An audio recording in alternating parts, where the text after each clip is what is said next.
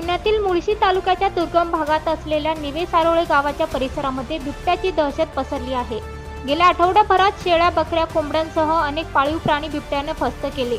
निवे सारोळे येथील टाटा धरणाच्या ऑफिस बाहेरील सीसीटीव्हीमध्ये बिबट्याचा वावर कैद झालाय। वन विभागाच्या पथकाकडून बिबट्याला पकडण्यासाठी उपाययोजना सुरू आहेत।